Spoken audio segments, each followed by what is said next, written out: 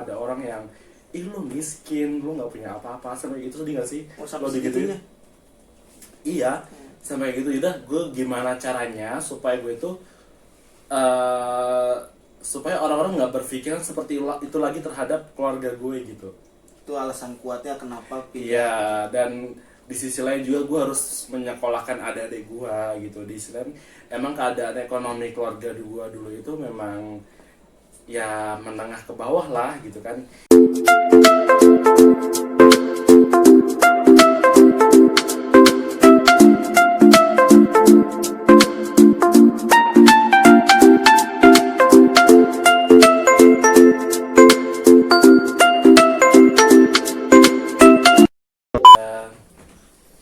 Halo, assalamualaikum warahmatullahi wabarakatuh, Fauzius dimanapun anda berada.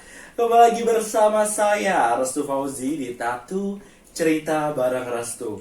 Ceritakan apa yang ingin kau ceritakan, bicarakan apa yang ingin kau bicarakan bersama Tatu Cerita Bareng Restu. Nah, jadi kali ini, di hari ini ada sedikit hal yang berbeda, yang dimana sebelum-sebelumnya aku selalu menggunakan narasumber untuk menceritakan cerita-cerita mereka di podcast ini. Tapi kali ini jadi ada narasumber yang kepo nih akan kehidupan gue gitu. Ya nggak, No? Iya. Ini dia, Nano. Halo Nano. Halo Fauzius. Gimana kabarnya? Alhamdulillah, kabar baik nih Bro Restu. Alhamdulillah, sehat selalu ya. Alhamdulillah. Nah, jadi si Nano ini ingin tahu nih cerita aku tuh gimana gitu. Kan dia tuh sempat email ke aku gitu, bro coba dong lo jadi narasumber gitu kan, sekali-kali cerita tentang kehidupan lo, jangan selalu narasumber gitu ya. Iya, betul. Boleh banget asal lo jadi hostnya gitu. Siap. Penasaran gak sih dengan ceritaku tentang hidupku yang menyedihkan? Asik. Katanya sih begitu ya. Oh gitu ya. Oke, tonton video sampai habis. Ini dia ceritanya. Nah, ayo lanjut. Ayo tuh, gini. Oke Restu, Oke. bagaimana nih awal ceritanya sampai Jakarta? Ini awal apa nih? Awal kenapa sih jauh dari keluarga dan memutuskan untuk pergi ke Jakarta? Oh, jadi gitu. Awalnya tuh gue sekitar tahun 2000 berapa ya? Oh, 2014 itu gue merantau ke Jakarta gitu. Karena ya gue sadar gue bukan orang kaya, gue orang nggak punya gitu. Jadi gue tuh berusaha untuk sebisa gue untuk mencari uang untuk menghidupi keluarga gue gitu kan. Soalnya gini loh, jadi di tempat gue tuh kayak keluarga gue tuh bukan dari orang yang punya gitu. Suka ada orang yang lu miskin, lu nggak punya apa-apa, sampai gitu. Sedih gak sih lo digituin? Iya, sampai gitu. Udah, gue gimana caranya supaya gue tuh supaya orang-orang nggak berpikiran seperti itu lagi terhadap keluarga gue gitu. Itu alasan kuatnya kenapa pilih. Iya, dan di sisi lain juga gue harus menyekolahkan adik-adik gue gitu. Di sisi lain emang keadaan ekonomi keluarga gue dulu itu memang ya menengah ke bawah lah gitu kan. Ibarat kata gue juga dulu sekolah kalau mau ke warnet atau apa tuh susah gitu mencari uang gitu. Jadi gue sampai buat biaya sekolah itu gue sampai jual gorengan keliling. Jual gorengan di usia Iya. berapa tuh? Waktu itu masih SD. Nyokap gue kan jualan gorengan gitu ya. Jadi jual gorengan gitu, keliling komplek gitu, gorengan itu ya buat gue jajan waktu sekolah gitu. Itu jual gorengan pulang sekolah atau? Iya, pulang sekolah. Jadi setelah pulang sekolah gue jual gorengan keliling gitu. Oh, emang nih Bro Restu itu anak berapa? Saya anak pertama dari 3 bersaudara. 3 bersaudara. Mohon maaf nih sebelumnya. Tapi kalau bokap sehat? Ya alhamdulillah sehat. Bokap gue kerja di perusahaan kereta api gitu ya. Tapi ya tau lah gimana gaji di kampung tuh seberapa sih dengan mencukupi 3 orang anak gitu kan. Ya kurang lah, ibarat kata dengan gue juga menyekolahkan gue gitu. Sampai gue mikir gue nggak pernah ya minta muluk-muluk sama kedua orang tua gue gitu. Gue ngeliat dia bisa beli ini beli itu, gue nggak bisa. Tapi gue mikir lagi, oh iya gue kan orang yang nggak punya gitu. Sering kali gue diejek sama teman-teman sekolah gue dulu, lo miskin, lo nggak punya apa-apa, lo nggak bakal mampu sekolah di sini. Di sekolahan gue dulu kan memang termasuk sekolahan yang cukup mahal gitu ya. Tapi berkat kegigihan gue,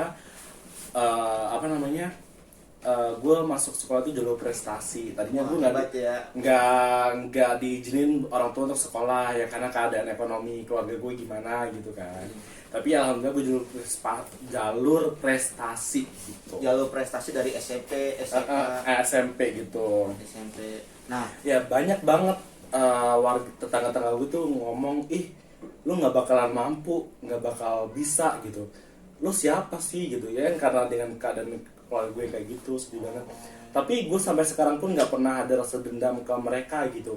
Dengan mereka menghina keluarga gue, yang bisa gue lakuin cuma berdoa, ya Allah, semoga suatu saat gue balas dendamnya nggak cara dengan apa yang mereka lakukan ke keluarga gue, cuma dengan keberhasilan gue ataupun kebaikan yang gue lakuin gitulah, intinya kayak gitu. jadi 2014 pas lulus SMA itu ya. Terus gue ke Jakarta. Waktu itu gue lulus sekolah itu masih umur 17 tahun, belum genap 18. Jadi waktu itu gue nyari kerja itu dengan membawa ongkos cuman 800.000 rupiah. 800.000 berani ke Jakarta. Iya, itu udah termasuk ongkos, gila gak sih? Oh. Terus gue ngelamar kerja kemana-mana ditolak karena alasannya belum cukup umur, karena masih 17 tahun. Tapi KTP udah ada berarti itu. KTP udah ada. Nah, Bro Rus itu kan ke Jakarta tuh.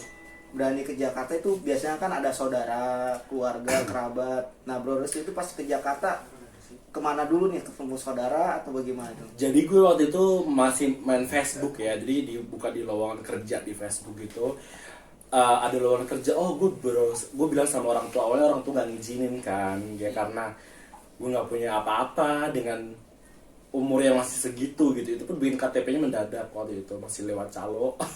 Calo ya Mas? Iya, jadi sehari langsung jadi KTP. Begitulah singkat cerita, gue nyampe Jakarta, gue ngelamar ke PT-PT, ditolak dengan alasan belum mencukupi umur gitu. Nah, di Jakartanya di mana, masih ingat gak Waktu itu pertama kali gue ke Jakarta Barat, gue masih inget banget sampai gue punya orang tua angkat. Orang tua angkat? Dia baik banget sama gue, tapi sekarang udah gak pernah komunikasi karena waktu itu gue ada sakit, nanti itu diceritain di nextnya. Di awalnya itu gue kerja di Jakarta Barat, gue ngelamar kerja di mana-mana nggak ada karena ya itu tadi usia belum mencukupi. Terus ada yang, jadi nama gue tuh Restu Fauzi, di KK itu pakai V, di KTP pakai F. Oh beda ya? Di jasa pakai V, ditolak dengan alasan ini kalau nama kamu seperti ini nanti ngurus kayak BPJS atau apa itu susah. Oh iya benar. Kan? Itulah gue pasrah, akhirnya gue nyari lagi, akhirnya gue ketemu sebuah perusahaan cleaning service di Jakarta, waktu di salah satu mall daerah Senayan. Kebetulan waktu itu si HRD-nya orang Lampung. Oh satu kampung jadinya. Dia ngomong gini, Restu kamu masih umur 17 tahun? Iya bu. Akhirnya gue ceritain tuh kalau gue ngelamar kerja kemana-mana tuh tolak gara-gara gue masih umur 17 tahun. Di bawah usia ya. Terus gue bilang sama dia, Bu, kalau nyari orang kerja itu jangan dilihat dari umur, tapi dilihat dari kinerja dan kelihatan dia dalam bekerja, begitu. Niatnya, kemauannya, ya. Betul. Terus akhirnya dia nerima, tapi dia bilang, yaudah, tapi jangan bilang ke siapa-siapa kalau umur kamu masih 17 tahun lebih gitu. Oke, itu mulai kerja gue yang pertama.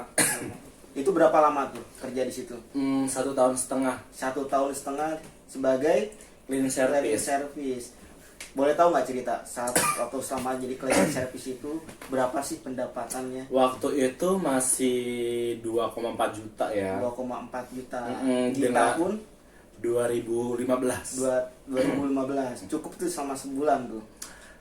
Ya kan karena sistemnya tuh buka tutup buku ya, proret gitulah. Jadi aku tuh bawa uang cuma 800.000. Di minggu kedua tuh uangku habis. Jadi aku tuh tadinya ngekos sama teman. Aku awal bulan tuh bayar sama dia nih, gue nggak punya duit. Gue ngasih duit tuh sama dia. Di minggu kedua uang gue tuh habis, nggak punya duit sama sekali gitu kan. Dan apa namanya? Gue orangnya tuh nggak enakan. Datanglah di bulan kedua. Dan di bulan pertama itu kan gue bayar kosan tuh, gue udah gak punya duit sepeser pun. Akhirnya gue memilih untuk keluar dari kosan itu daripada gue harus jadi bahan omongan, dibuat kata kan. Takutnya kan jadi kan temen, gak semua temen itu baik di depan kita, tapi Iya. nanti Jadi bahan omongan tuh gitu. di sini cuma numpang atau apalah gitu. Jadi lebih baik gue lebih keluar dari kosan itu dan gue memilih untuk tidur di ruang tunggu supir di basement selama 1 bulan. Ruang tunggu selama 1 bulan. Iya, sampai nunggu gue gajian. Tapi itu memang diketahui dari pihak-pihak kantor gitu bisa. Nggak ketahuan sih gue ngumpet-ngumpet waktu itu. Kalau ketahuan pasti diusir. Barang-barang Ya kan gue bawa baju doang, nggak punya barang-barang. nggak ada saudara juga, jadi Nggak bawa ada. diri aja itu ya. Mm. Bermodal bawa diri dengan uang 800.000 dari Udah habis di minggu kedua minggu gitu. kedua udah habis. Terus gue sampai nggak makan, ya ampun. Jadi gue punya duit 5.000 tuh. 5.000 perak. Mm-mm. Jadi waktu itu kan gue mau pulang main ke tempat teman gue gitu kan. Antara ada 2 pilihan. Antara gue naik busway nggak makan, atau gue makan jalan kaki. 13 halte waktu itu gue lewatin. Jadi memilih Memilih beli es sama gorengan 3. Gorengan Waktu itu 3. es masih 2000-an. es 2000-an. Gorengan 3 tuh. Gua makan sampai akhirnya gue sampai tujuan, gue mau pingsan rasanya. Berapa jam perjalanan 13 halte? 3 jam. 3 jam jalan 3 kaki. jam kan jalan kaki. Ya ampun, luar biasa ya. Terus setiap orang tuh nanya, kamu udah makan belum? Udah. Padahal aku nahan lapar di sini. Nahan lapar. Tapi aku Kalau tuh ditanya, nggak mau orang tua kepikiran kalau misalkan anaknya sakit gara-gara nggak makan gitu. oh, tapi tetap memberikan kabar ke orang tua yang enak gitu Iya, ya. Jadi supaya orang tua nggak khawatir. Betul. Padahal memang orang tua juga nggak ngizinin gitu. Tapi ya udah, aku mikir dengan olokan-olokan tetangga, hinaan-hinaan tetangga yang menganggap keluarga gue miskin, keluarga gue nggak punya apa-apa gitu. Itu yang menjadi semangat gue gitu. jadi motivasi ya. Jadi Gue harus bisa mengubah keadaan ekonomi keluarga gue gitu. betul. Jadi bermodal motivasi, ingin membanggakan kedua orang tua, ingin mengangkat harkat dan martabat. Jadi rela jauh dari keluarga ya, Bro ya. Nah itu waktu itu gue udah berjalan kerja 1,5 tahun. Nah di 1 tahun setengah itu gue ada masalah di tempat kerja gara-gara waktu itu kan gue cleaning service sebagai penjaga toilet. Adalah suatu customer gitu ya. Dia komplain sama pihak manajemen kalau misalkan gue ngusir, padahal mah enggak. Waktu itu gue di sidang di kantor pusat, itu ada teman gue yang cewek. Gue berpikir kayak gini, kalau dia yang dipecat kasihan cewek gitu kan. Udah deh, akhirnya gue ngakui kalau kesalahan gue, padahal itu nggak pure kesalahan gue sendiri bareng dia gitu. Ternyata dia pasang air mata buaya di depan atasan. Oh, tapi itu memang kejadiannya mengusir customer itu Karena posisi kalian mau udah tutup berdua gitu. Maaf bu, udah tutup, dan si klien tuh nggak terima gitu. Dia ngadu ke pihak pengelola gedung kayak gitu. kita berbuat baik malah kita nggak dapatkan hal yang baik juga ya, Bro ya. Belajar juga dari hal itu juga. Ya itulah, sejak saat itu ya udahlah, mungkin bukan rezeki gue di situ. Akhirnya gue menjadi seorang pengangguran selama 2 bulan 2 bulan di pengangguran. Jakarta. 2 bulan di Jakarta, tinggal di mana tuh, Bro? Waktu itu gue udah ngekos karena Udah udah ngekos. dapat gaji dari kerjaan yang ini kan. Gue ngekos di daerah Senayan juga. Selama 2 bulan itu nganggur, uang cukup tuh, Bro, untuk kebutuhan Ya sehari-hari? enggak, ya gue makan Indomie sebungkus buat 2 kali makan, kebayang nggak? Indomie 1 bungkus 2 kali makan. Indomie sih 2, Heeh. kan bumbunya cuma 1, jadi pagi nih rebus 1, siangnya 1 lagi kayak gitu. Terus selama berhari-hari terus makan mie terus. Selama 2 bulan. Selama 2 Sampai bulan? dulu tuh ada yang namanya Joki 3 in 1, tau nggak lo? Yang mobil berpenumpang 3 atau lebih. Oh iya, biasa di Senayan ya. Iya, ya kayak gini-gini di pinggir jalan. Iya benar. Itu cerita gue tuh gini, penasaran, gue pulang kerja itu kenapa sih tangannya gini-gini. Terus gue samperin tuh orang, mas kenapa sih tangannya kok gini-gini, kata dia gitu kan. Ini mas Joki 3 in 1 buat Dia nggak kena itu tilang ya. Gak ada tilang. Udah gue ikutan tuh, akhirnya alhamdulillah kerjaan gue sementara sebelum dapat kerjaan lagi, gue menjadi Joki 3 in 1. Selama berapa lama tuh, Bro? Ya sampai gue dapat kerjaan baru. Nah, itu selama joki 3 in 1 itu dari pagi sampai malam. Enggak, kan dia ada jam-jamnya, dari jam berapa tuh ya? jam 7 sampai jam 10 gitu. Dari jam 7 sampai jam 10, tapi lumayan lah buat nambah-nambah selama nganggur ya bro. Dan di situ lain gue harus berpikir lagi gue belum punya apa-apa nih, gimana sih caranya supaya hidup gue tuh berubah gitu. Gue bersemangat lagi gitu. Oh iya, kalau gue kuliah gitu kan, kalau gue kuliah mungkin dengan titel yang gue punya, gue bakalan bisa di tempat kerja yang lebih layak gitu, yang lebih lumayan lah gitu kan. Iya, yang lebih bisa mengimprove diri lah ya. Nah sampai akhirnya waktu itu gue ngelamar kerja, gue keliling-keliling kerja, udah gak punya duit, ya Allah ini ngelamar kerja deh, dapet deh di daerah Semanggi. Terus gue kuliah juga di universitas di daerah Tangerang. Di Tangerang. Kuliah di situ. Gue kerja sebagai di manajemen office, Sebagai apa dulu? warehouse waktu itu, asisten GA. Asisten GA. Itu Jadi posisi gue ngelamarnya itu pakai transkrip nilai. Transkrip nilai kuliah. Transkrip nilai kuliah. Jadi dalam keadaan seperti itu masih sempat berpikir untuk tetap bisa berkuliah melanjutkan Iya, studi. jadi waktu itu gajinya masih UMR tahun 2017 itu sekitar 2,7 deh kalau nggak salah. Jadi gue harus ngebagi uang segitu itu ngebagi untuk keluarga sama gue sendiri. Adik gue kan masuk sekolah tuh dengan biaya yang nggak cukup murah gitu kan. Yang gue pikirin tuh ya bukan diri gue sendiri, gimana caranya supaya adik gue tuh gak ngerasain apa yang gue rasain zaman dulu gitu. Dihina, dibully, mau jajan susah gitu kan. Iya betul. Gue tuh nggak mau adik gue ngerasain apa yang gue rasain dulu, sampai akhirnya gue kerja ya buat adik gue gitu, sampai gue sekolah sampai mereka lulus gitu. Tapi alhamdulillah, tapi orang tua bangga ya bro ya kalau misalnya tahu kuliah juga saat itu. Iya kuliah, jadi waktu itu sampai semester 4 gue mengalami sakit paru-paru. Sakit paru-paru itu saat itu gue pikir hidup gue akan berakhir. Gue masuk rumah sakit sampai 9 hari, 3 hari koma, 3 hari amnesia. Gue gak ingat siapa-siapa waktu itu. Dan untungnya tuh ada teman gue yang baik, namanya itu Tori. Halo Tori. Sama Aldo. Ya ampun, kalau misalkan gak ada mereka berdua, gue gak tahu hidup gue tuh bakal masih di sini atau enggak, masih bisa bikin podcast itu enggak. Itu selama 9 hari. Jadi gue udah ngerasain sakit itu 2 mingguan lah, sakit sesak napas. Emang gue dulu orangnya nakal. Nah, bagian yang ini nih, mungkin kita harus terbuka juga ya. Jadi gue dulu nakal, minum, mabok, suka ngerokok kayak gitu. Itu sih kenakalan gue di masa sekolah dulu. Nah. Sampai akhirnya gue sakit di Jakarta itu. Oh, dari zaman sekolah udah minum. Iya, minum, ngerokok kayak gitu. Sam Sampai ya di tahun 2017 itu gue kesakit paru-paru gitu. Kan di Jakarta nggak punya siapa-siapa tuh, hanya punya 2 sahabat itu. Iya. Nah di rumah sakit selain 2 sahabat itu ada siapa lagi tuh bro? Waktu itu ya karena gue mikir kalau gue bener-bener ke rumah sakit gue gak ada biaya. Gue nggak pernah ngabarin kedua orang tua gue kalau gue di sini sakit. Nggak pernah. Hal yang gue lakukan adalah menjual barang-barang apa yang gue punya untuk berobat. Kayak misalkan buku-buku kuliah gue pilioin buat berobat, handphone gue gadein buat berobat. Waktu itu gue punya motor, ya motornya gue gadein buat berobat. Jadi abis itu.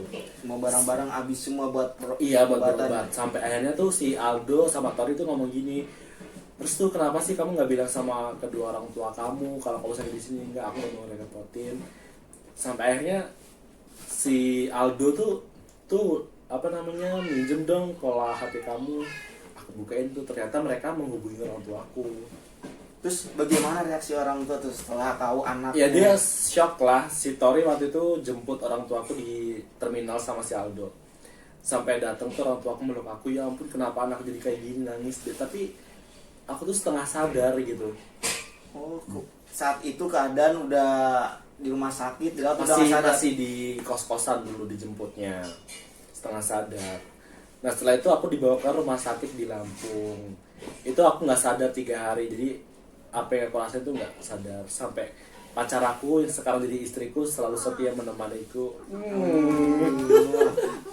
Ini dia ada fotonya nih. Jadi ini foto-foto aku waktu masih sakit nih, No. Nih, bagus banget ya, No. Ini kayak kayak nggak mirip gitu karena sekarang yang Restu yang sekarang sehat banget ya. Nih, jadi ini aku kurus banget. Jadi ini aku waktu itu belum sadar. Dan ini fotonya Nuri waktu nemenin aku waktu sakit.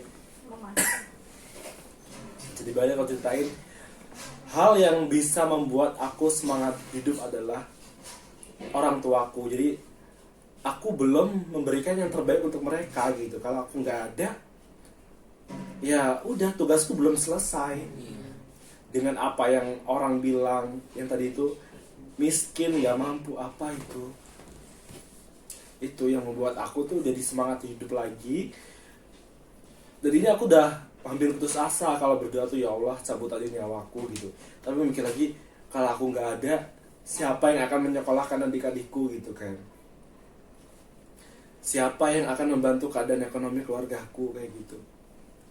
Tapi kedua sahabat Bro Restu itu orang-orang baik ya. Iya, alhamdulillah orang baik. Aku tuh menganggap mereka udah kayak lebih dari saudara. Alhamdulillah ya Allah masih mengirimkan orang-orang baik seperti mereka, Aldo dan Tori, yang ibarat kata sebagai malaikat penolong lah, ibarat kata seperti itu. Karena kan kalau temen mah sekedar kenal banyak. Padahal ya. tetanggaku banyak loh di situ. Ada beberapa kamar, tapi nggak ada yang peduli. Hanya Cuma mereka berdua yang pulang kerja gue dipijitin, disuapin makan. sampai dipijitin, Karena gue disuapin. nggak sanggup untuk berdiri pun gue nggak sanggup waktu itu. Berarti mereka itu tinggal bareng atau Iya, di dekat kosan yang sama gitu.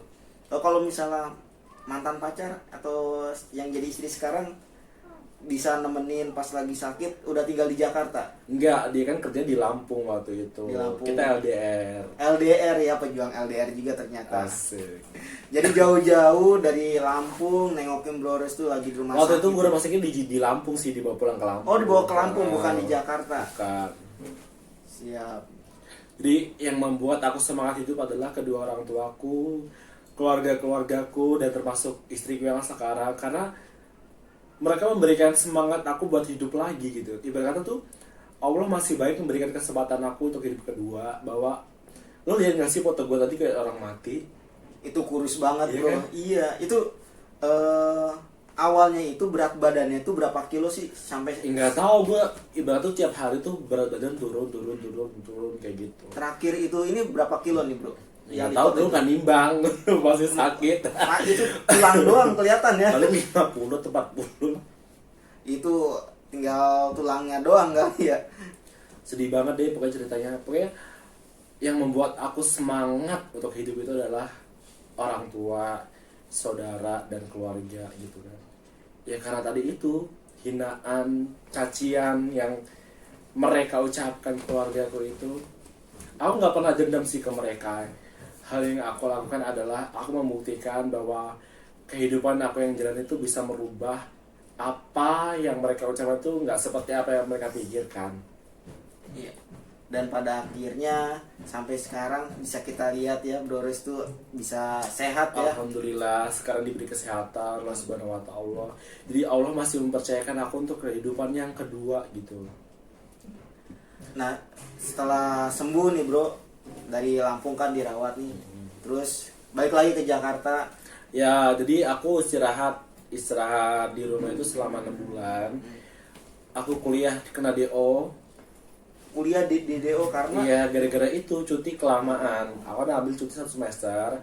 Dan ternyata tuh aku ke kampus tuh minta transfer nilai untuk pindah kampus nggak dibolehin. Mungkin harus bayar dulu kali ya. tunggakan ya, harus bayar dulu tunggakan. Dan di saat itu gue nggak punya uang sama sekali. Yaudah, akhirnya gue pasrah. Yaudah, gue nyari tempat kerja lain. Dan alhamdulillah gue sekarang kerja di salah satu broker asuransi. Broker asuransi. Dan di mana di situ adalah harus tempat orang-orang yang berpendidikan tinggi seperti S1, D3. Gue yang lulusan SMK bisa masuk ke sebuah perusahaan itu gitu. Alhamdulillah sekali. Alhamdulillah ya. Dari sekian banyak orang mungkin Bro Restu adalah salah satu orang yang beruntung ya. Iya, gue mikir sejak gue keluar kuliah tuh hidup gue udah nggak ada kelanjutannya lagi gitu. Berarti emang nggak lanjut kuliah, langsung kerja aja sampai sekarang dan Iya, tadinya gue mau mikir mau ngelanjut kuliah ya harus kurang dari awal gitu. betul juga. Ya gue mikir ya kalau gue dari awal ya gimana, udah males duluan gak sih? Iya benar. Terus bro, mau nanya lagi nih. Nah kan pas udah kerja itu udah sehat kerja, terus sampai awal mulanya nih ada buat pengen jadi YouTuber itu apa sih? Awalnya gini, teman gue tuh pamer ke gue gaji YouTube. Tuh gue gajian dari YouTube waktu dia gajian 25 juta. 25 juta? Iya. Wah, di tahun berapa bro itu bro? 2020. 2020. Hah, serius gue bilang. Ya akhirnya gue termotivasi gitu kan. Ah, Hal yang membuat motivasi gue untuk, ya bukannya gue bukan memikirkan uang bukan ya. iya. Karena gue memikirkan cacian hinaan yang seperti gue bilang tadi. Gue harus mengubah keadaan ekonomi, gue harus berhasil supaya mereka yang ucapkan dulu tuh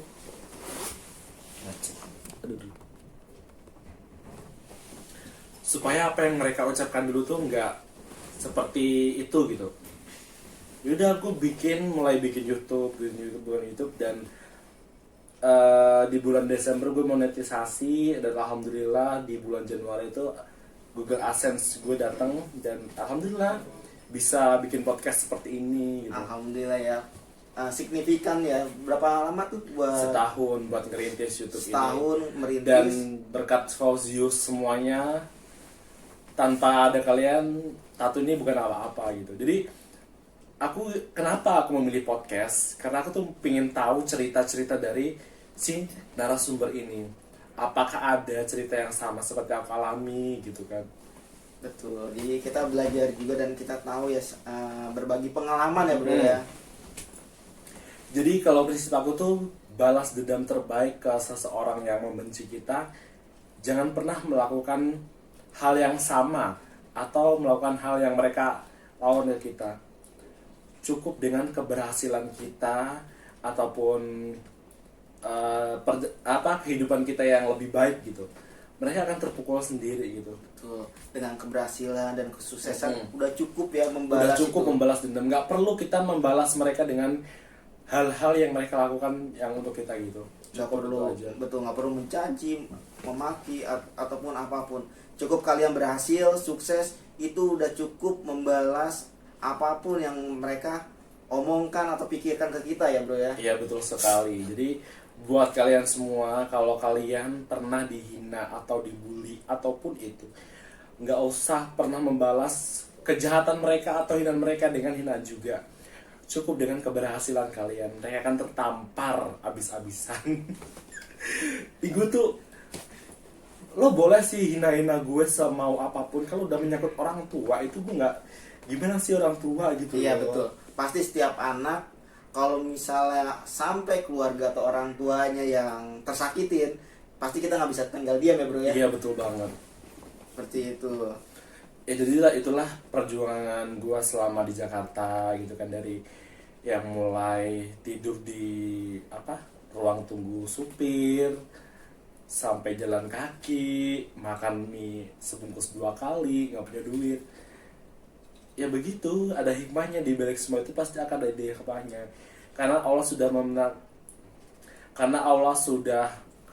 mentakdir, ada takdir kita untuk bagaimana hidup yang kita jalani. Sudah jalani seperti itu ya bro ya, dinamika suatu kehidupan lah. Iya betul. Gue jadi curhat di pertama kalinya gue curhat di podcast gue sendiri. Tapi kita beruntung loh, kita dapat cerita dari narasumber, jadi termotivasi. Jadi motivasi gue buat kalian semua, nggak usah down, nggak usah pernah dengerin apa kata mereka yang menghina kita. Lo miskin, lo ini, nggak usah dengerin. Bales dengan motivasi buat diri lo sendiri. Bahwa kalau dia menghina lo miskin, lo harus motivasi diri lo supaya lo tuh bisa menjadi pribadi yang lebih baik lagi. Gimana caranya supaya kalian tuh bisa mengangkat derajat keluarga kalian gitu. Gak usah down apa yang mereka omongin gitu, karena mereka cuma bisa ngomong, gak bisa ngasih solusi gitu. Iya betul, karena mereka kita tuh makan bukan dari Iya, dari makan dari mereka. mereka gitu. Jadi kalian tetap berkarya, berusaha, apa yang kalian inginkan terus diperjuangkan, ikhtiar, berusaha, Iya, dan betul. berdoa jangan lupa, karena semuanya itu nggak ada yang mustahil. Iya, betul Seperti banget. itu.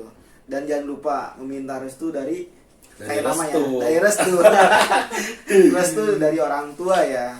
Tapi buat kawan-kawan jangan bersedih juga apabila emang orang tuanya sudah meninggal dunia, tetap kita bisa mendoakan ya. Iya, Seperti itu. betul banget. Jadi tetap semangat menjalani hidup gitu ya.